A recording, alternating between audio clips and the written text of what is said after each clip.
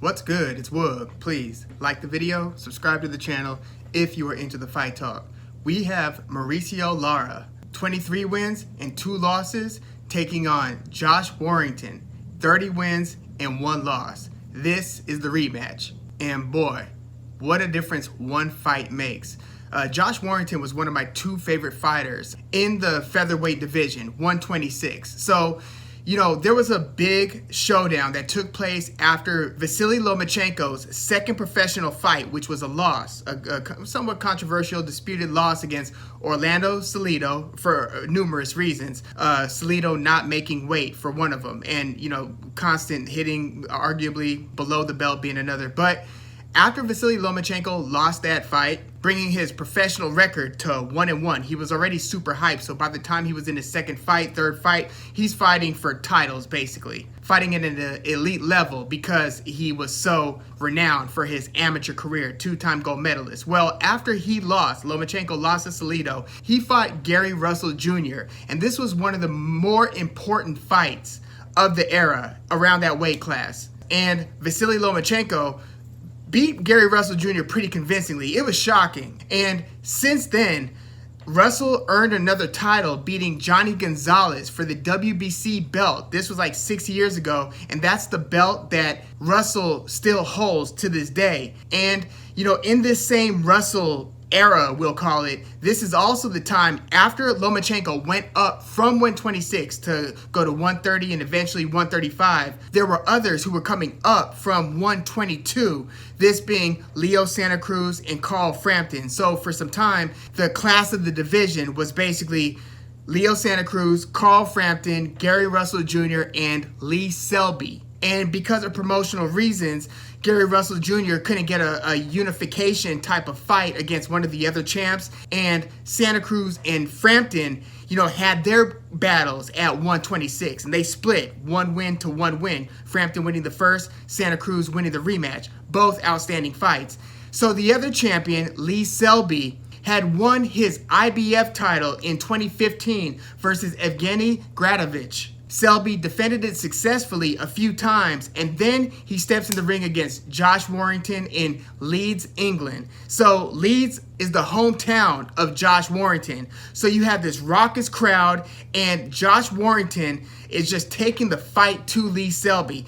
Warrington is fighting like his life depends on it, just blazing fast. He's like Pacquiao light. And Selby, the taller fighter who wants to kind of maintain order and win a sweet science type of battle, Warrington's having none of it. And he's just blitzing Selby time and time again, ends up taking the IBF title from Lee Selby. Lee Selby, by the way, was a minus 450 favorite. So that's a greater than 4-1 favorite against Warrington. But Warrington had leads on his back against the Welsh champion Lee Selby, and he shakes up the division by taking the title from Lee Selby. And then in Josh Warrington's first title defense, he defends his IBF belt against Carl Frampton.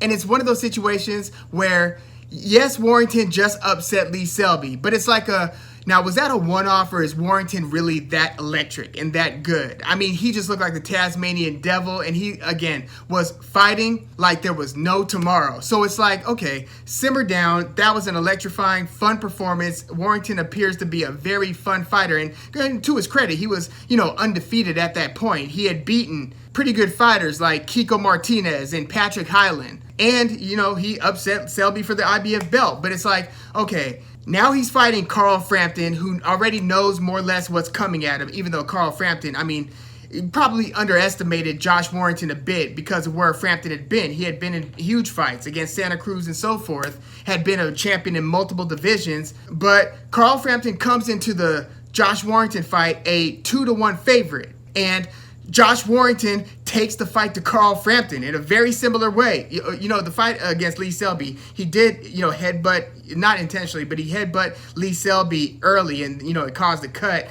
But he just blitzed Carl Frampton, was, again, just in and out of the pocket and just relentless with his engagement, throwing 4 or 5 punches at a time, and his feet were just moving like at ultra speed. You're watching these fights, and it's almost like you have to check to make sure you're not watching this thing at like 1.5 times the speed. And Frampton, it takes Frampton a few rounds to even really get into the fight. Well, Josh Warrington beats Carl Frampton via unanimous decision. Now, when Warrington beat Selby, it was a split decision. But against Frampton, unanimous decision, retains the IBF title, and now the division's really on notice because this guy just rattled off 2 wins against a champ and a former champ in Selby and Carl Frampton. Underdog in both fights and putting on electrifying performances where it kind of went like boxing viral, not like mainstream culture viral, but you know, circling around the boxing ecosystem where it's like, you know, alert, huge upset, this Josh Warrington wave, you know, just comes again, and this time it's against Carl Frampton and he upsets him. So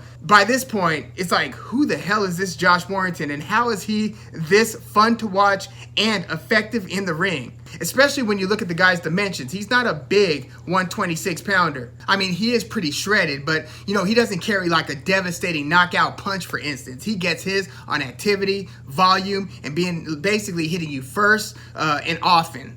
So his next 2 title defenses after that were against Kid Galahad and Solfain Takout, which was kind of a not a stay busy fight, but it wasn't as serious a challenger as, you know, Carl Frampton or Kid Galahad. And this last title defense happens in October 2019, and then COVID hits the following March, right? So then he's out of the ring until February 2021. So you know how a lot of people were out for a while in 2020, then started, you know, fights started trickling back in the second half of 2020, right? Eddie Hearn opened up his, you know, fight camp, for instance, and, you know, Dylan White shockingly was knocked out by Alexander Povetkin. Not a shock to everybody, but I mean, it was a stunning knockout, regardless of who you thought was going to win the fight.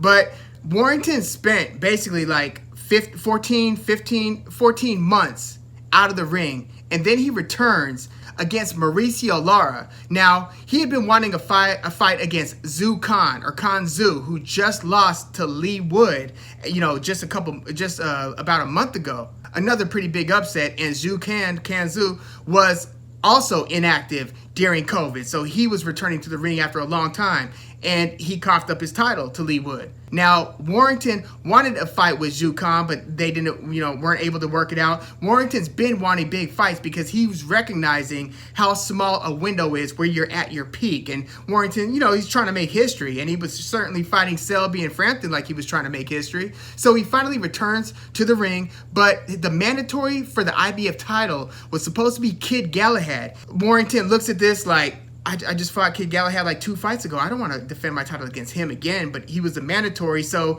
he wanted to go in a different direction.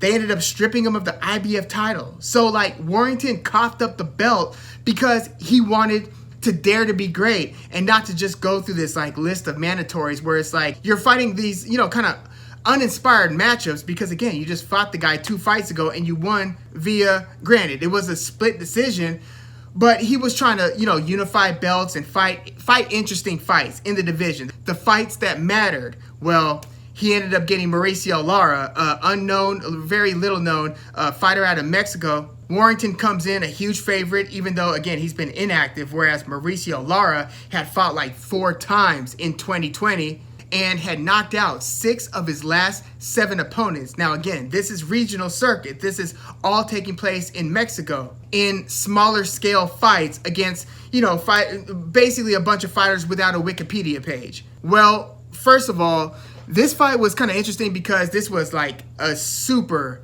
dead silent arena. This was, you know, like winter of 2021. So COVID is still, you know, making its waves and they didn't have any crowd for this fight. So it's dead silent to the point where, you know, people who are talking are kind of whispering. And, oh, by the way, Josh Warrington enters the ring to the Kaiser Chiefs, I Predict a Riot. For fans of Kaiser Chiefs, fans of that type of, post-punk rock and roll, you know what I'm talking about. Pretty dope entrance. But again, it's to a super silent non-crowd, basically just the camps of the fighters, it felt like. And, you know, there are varying degrees of quiet during this COVID era. Some of the things are, you know, crowdless, but you still feel like there are enough people to where there's like an ambient hum of crowd noise. Well, there was none of that in this fight. And so he enters the ring, and with it, by the end of the first round, you're like, Warrington might be in for a very interesting fight here because this guy is throwing power punch combinations and basically getting off first. He's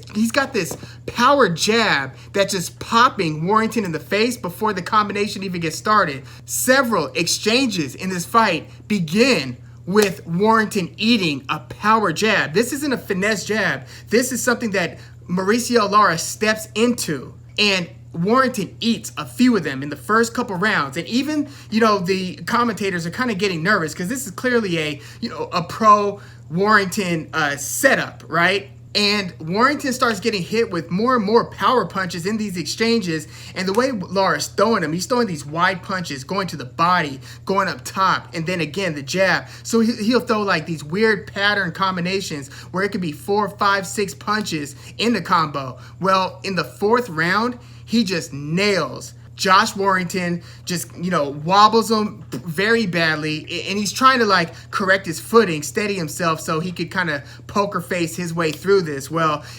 Lara wasn't buying it. He came forward and he did more damage until he dropped Warrington, made him face plant, to where the way Warrington got up, in a lot of cases, if this wasn't an undefeated former champ, most referees would have waved this off, because Warrington, as he gets up, the commentator's like, and Warrington is all over the place, because he was just, turning his back to the ref and kind of trotting towards the ropes. The ropes almost had to catch him after he's trying to get up. So Warrington is clearly in all types of bad shape, and, he ends up making it out of the round, but after the final bell sounds, he walks to the corner and he almost looks like Zab Judah against Costa Zoo when Judah gets knocked down, tries to get up too quickly, his legs aren't ready yet, and he looks at Jay Nady like, I'm okay, as his legs are crossed and haywired and he's falling again, causing referee Jay Nady to stop the fight. That's kind of what Josh Warrington looked like on his way back to the corner after round 4. And if you look at the way that Warrington's throwing his power punches, and in fact, even the combination that first badly rocked Josh Warrington in the 4th round, and it's interesting, Lara will throw 3, 4, 5 hard punches per combination. And this is whether it's the early rounds or middle rounds. I haven't seen him in 10, 11, and 12 yet. But here, Warrington's just throwing 2 and lands 1, but then gets smacked in the side of the head by Lara's, the 3rd punch of Lara's combination. Lara whips this hook. In fact, that's the first punch that truly staggers Warrington in the 4th. But check it, the left hook in this case wasn't even the 3rd punch of the combination. It was the 4th punch. So Lara threw a wide left hook to the body, landed, then a wide left uppercut, partially blocked, so that's 2 with the same hand, already kind of tricky, right? And then he throws a wide right hand to the body, landed, and then a wide left hook to the side of the head, catches and rocks Josh Warrington. So that was 4 wide punches in one combination. So now you see why Warrington is eating those hard, straight jabs. It's because this maniac, Mauricio Lara, has him spooked with these wide power punches. Now look, Mauricio Lara, he might not be the sweet science guy, and maybe somebody like Gary Russell Jr. would take him to school. Hell, maybe Josh Warrington beats him in this rematch. But win or lose, Mauricio Lara's style will make for some fun Ricardo Mayorga-like fights. I think it was Jim Lampley or Larry Merchant during one of Mayorga's fights who likened stepping into the pocket with Mayorga to walking into a helicopter propeller. That's kind of what Mauricio Lara looked like in this particular fight. And by the way, Josh Warrington wasn't able to really collapse the pocket the way that he could get a jump on Frampton, get a jump on Selby. He wasn't able to just dictate when these guys exchanged between him and Lara, because Lara would take a step back or, again, make him pay with that pipe of a jab. And so Lara was kind of controlling the distance to where it's when Lara says we start throwing punches, that's when we start throwing punches, which isn't usually the case with Josh Warrington. So that was interesting. And by the way, that 4-punch combo that wobbled Warrington has a funny timing between the 3rd and the 4th punch. Because even though these were wide punches, the 3rd to 4th punch were in double time compared to the 1st to the 2nd and the 2nd to the 3rd. So it went 1, 2, 3, 4. So that fourth one, you think that you just survived a 3-punch combo when really the fastest one that came was the one that came behind the third. The fourth came immediately after.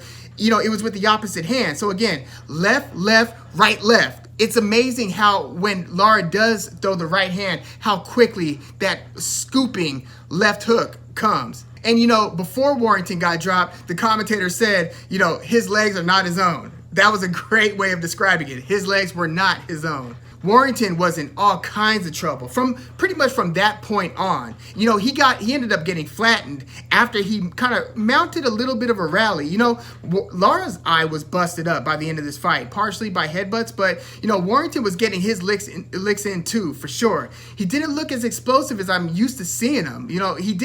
His feet looked lethargic by Josh Warrington standards. But yeah, he ended up getting knocked out cold against Mauricio Lara in the 8th round, to where it almost felt like a moment of silence, to where because it was a dead silent crowd, they had to hush the celebration on the Lara side, because it just sounded too, for lack of a better term, disrespectful to have the guy laying there, and it's not like his celebration would have been blocked out by any crowd noise.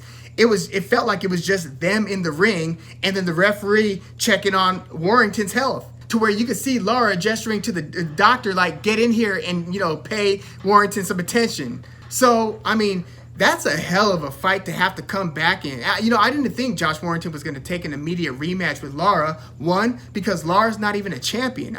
This fight, again, was not for the IBF title. This was a title-less fight because the IBF stripped Warrington right before the fight. So jumping in with the guy, this unknown fighter who's got this skill set, very little known really about him in terms of footage. You can find some fights, and what you'll find, it wouldn't be too encouraging because he's scoring a bunch of knockouts, but it would give you more tape to study to kind of recognize Mauricio Lara's tendencies. But I just thought it was very daring for Warrington, a very daring and courageous warrior, to want this rematch right now. Because if you lose, again to Lara again, that's pretty much it. Whereas if you were to just sidestep the rematch and then just try to fight anybody else but this guy, there's a chance that you could get back in a title contention path, where if you lose to Lara a second time, you could pretty much forget about all that. Especially the way that he lost in the first fight against Lara.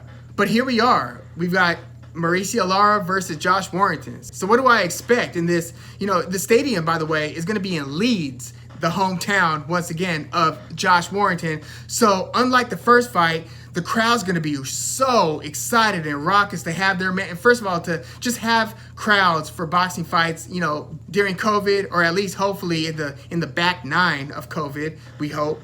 But this is going to be a very different environment than what the first fight was. And whether or not I feel like Warrington's going to win or lose this fight, it really depends on what I think happened in that first fight. Whether the lethargy was because of the inactivity, whether it's because of the lack of crowd, or whether I think Warrington has already seen his best days by the age of 30.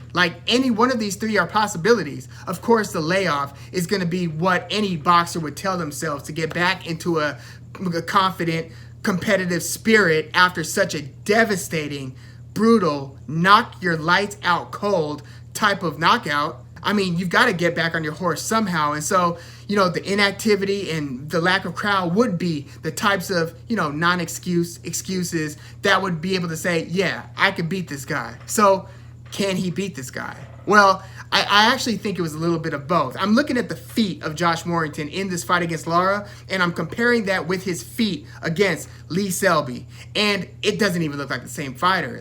He's doing this little shuffle where it's to get into the pocket against the 5'9" Selby, taller opponent.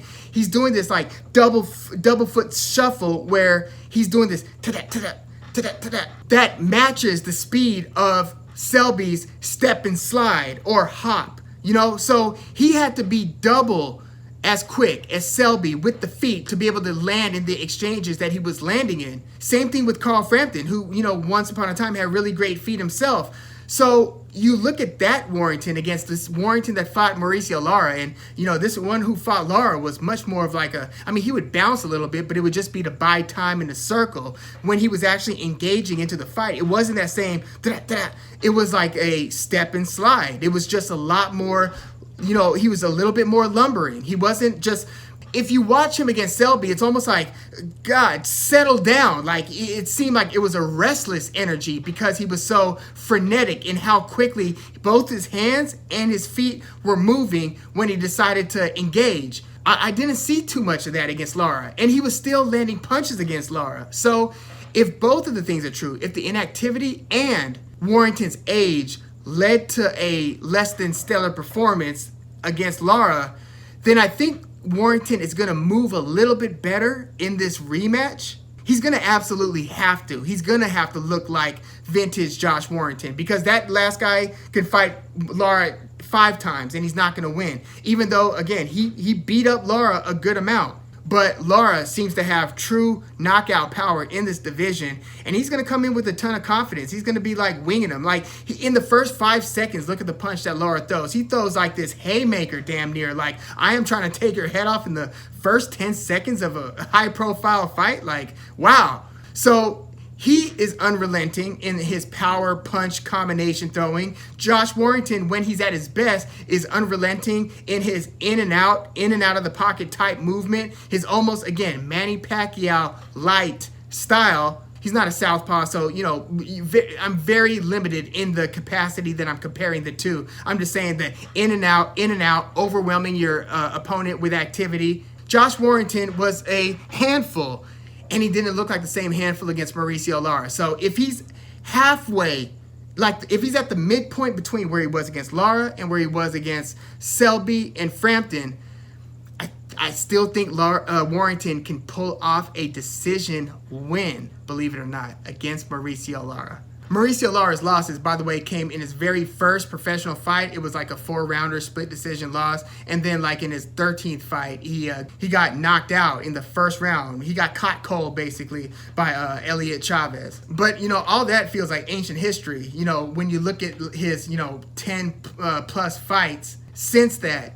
So Mauricio Lara will get other opportunities after this, win or lose, because he's on the map, especially if he looks somewhat good against Josh Warrington in this rematch. But I think Josh Warrington's got to be so motivated. He's going to have the crowd's noise and energy at his back, and not that they're going to be in the ring there with him, but it just seems like his style of fighting, again, is so like inspired. It's like every combination of every round is fought with the ferocity and tenacity, like he's going for like the most dramatic scene in an inspirational type movie. That's Josh Warrington's style, and I saw very little of that against Lara. I think he's going to be able to bring some of that back, and even if it's a close fight, I think Josh Warrington might get the decision win because, let's be honest, this is in Leeds, England, and it just would make more boxing sense to have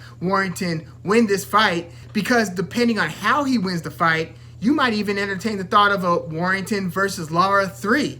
So I do think that he's going to be able to reach back a little bit. He's 30, not 35, even though some people just age out much quicker than others, which again is a real possibility here. If he comes into this ring and he looks like he's walking in mud, kind of, in the first couple rounds, look, go back and watch Warrington versus Selby. If Warrington enters this fight against Lara, and you see the way that he's moving in the first couple rounds, and it looks more like he did against Lara than he did against Selby, you already know the writing's on the wall, and this is not the same Josh Warrington. I think he's going to have a little bit more pep in his step. I think he's going to, let his hands go. But damn, this might also just be a really bad matchup because of Lara's power. It's like if Warrington can't put Lara out, but Lara can put Warrington out.